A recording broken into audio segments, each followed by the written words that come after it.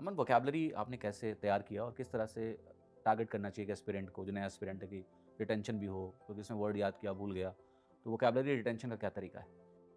मेरे अकॉर्डिंग है कि बार-बार रिवाइज़ करना पड़ेगा उस चीज़ को। मतलब ऐसा नहीं है कि आपने एक बार याद करा याद होगा, या बहुत प्रेशर ले लिया कि आज तो 100 वोकैबुलरीज़ लर्न करके ही सोना है वरना नींद नहीं आएगी, ऐसा नहीं होता है।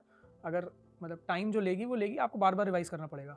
बुक उठा के बैठेंगे तो बुक में मान लीजिए 5000 वर्ड हैं, तो सोर्सेज़ वही हैं सारे, जैसे एसपी बख्शी है और नीतू सिंह मैम की बुक है, बाकी पिनेकल है और पीडीएफ्स वगैरह होती हैं प्रीवियस ईयर की, जैसे मैंने बताया ऑनलाइन मेंटर्स की। तो लेकिन ऐसा नहीं होता ना कि आपके सारे के सारे रेलेवेंट हैं आपके लिए। ऐसा हो सकता है कि कोई वर्ड जो आपको नहीं आता है वो मेरे को आता है, और मेरे को नहीं आता वो आपको आता है। तो मेरे लिए कौन सी ऐसी वोकैबुलरी है जो मुझे प्रॉब्लम देती है।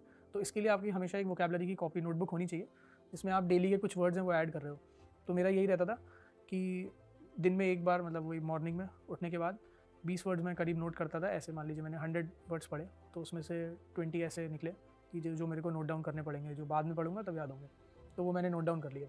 उसके बाद वो 20 वर्ड्स मैंने एक बार पढ़ लिए। फिर रात में सोने से पहले मैं एक बार चेक करता था, जो सुबह 20 वर्ड्स पढ़े थे वो रिटेन कर पाया नहीं, और एक बार और मैंने रीड कर लिया उस चीज़ को। तो इन वर्ड्स का यूसेज भी आप लिखते थे या सिर्फ मीनिंग लिख के छोड़ते थे? मीनिंग लिख लिया, उसका सिमिलर वर्ड जो है, सिनोनिम जो है वो लिख लिया। तो एक मतलब एक अंडरस्टैंडिंग ये भी रखनी होती है कि वर्ड पॉजिटिव है या नेगेटिव वर्ड है, इतना तो एटलीस्ट याद रहता ही है, आप कितना भी हो। और वो निमोनिक्स होते हैं, जैसे ये जो होते हैं रूट वर्ड्स होते हैं, रूट वर्ड्स आपको पकड़ने पड़ेंगे थोड़े। तो उसके अकॉर्डिंग फिर मतलब आपका पॉजिटिव नेगेटिव आपको समझ में आने लगता है कि वर्ड कैसा है।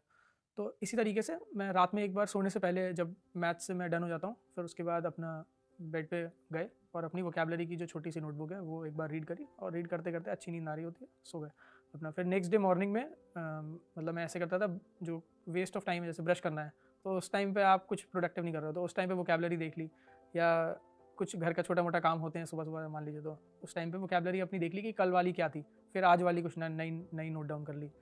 तो इस तरीके से वोकैबुलरी चलती थी। तो ये प्रोसेस मैंने करीब 1.5-2 साल तक करा। मतलब ये 2019 से स्टार्ट कर दिया था, तो ऑलमोस्ट डेली का भी स्किप हो गया, मतलब वीक में मान लीजिए एक बार स्किप हो गया, पर ऑलमोस्ट डेली ही करता था।